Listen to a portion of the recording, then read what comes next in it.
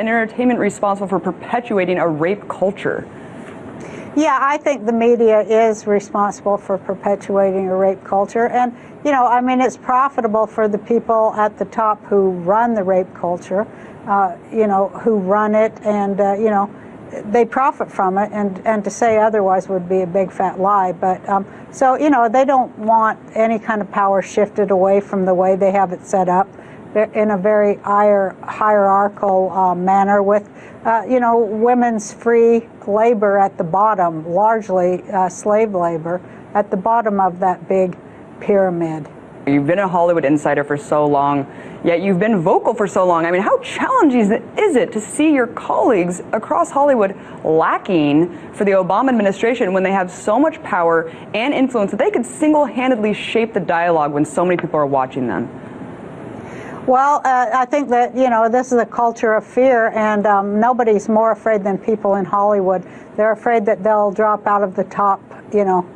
They're afraid that they'll drop from the bottom of the pyramid, maybe to the middle of the pyramid. But you know, they're the ones. Hollywood is the one that keeps all this power structure and all this culture of racism and sexism and classism and genderism and all of it in place.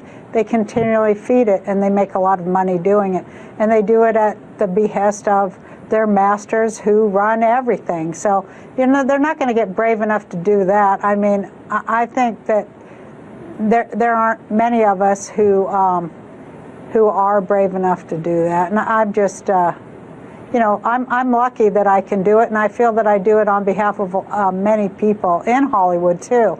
I go to Hollywood parties, or you know, occasionally I go to Oscar parties and things like that, and people, big stars, people will grab me by the arm and take me aside and say, "I just want to thank you for the things you say."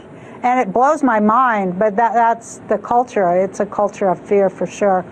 You know, and it's a big culture of mind control too. MK Ultra mind control rules in Hollywood. If you don't know, Google that and look into it.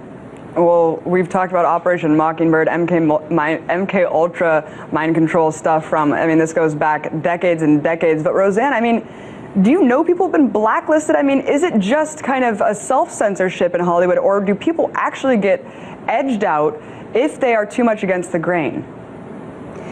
Yeah, it's self-censorship after a while, but it's not just a crazy self-censorship. It's self-censorship because there's actually a danger that you will never work again.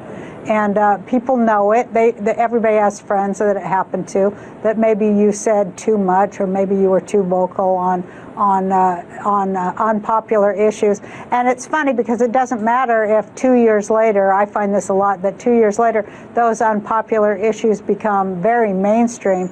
They still don't forgive the first person who does it. And that's kind of been my story there. When you're first, you're you know, going to be vilified, despite the fact that 2 years later everybody's saying what you said. You're still going to be vilified because you dared. And you know, like they say, the Chinese, you know, the Chinese have a myth or a saying that says the nail that stands up is hammered down, and that's how it is here and everywhere in the world. Right. You know, you don't really want to put yourself at odds with people who decide your future and pay, you know, for your work. But sometimes you have to. And I was very lucky that I had a successful show that made me a lot of money, and so that I can do that. And I feel that I owe that to the people I came from, to say those things that maybe they can't say because they're afraid they'll be fired, or they're afraid even that they'll be put in jail or whatever. I'm going to do it because why not?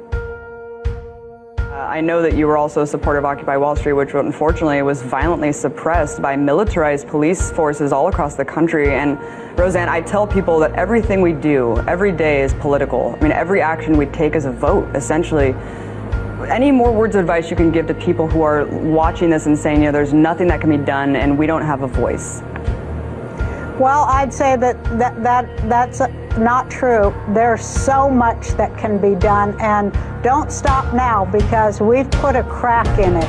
And now the light will get in. So don't stop now, whatever you do. Don't stop. And you know, they talk about Occupy Wall Street and this and that and the other. But you know, it needs a reboot, like everything having to do with resisting a country being owned by banksters and both parties of its government being owned by banksters. There's no way we can turn our back or quiet down now. It'll only get worse.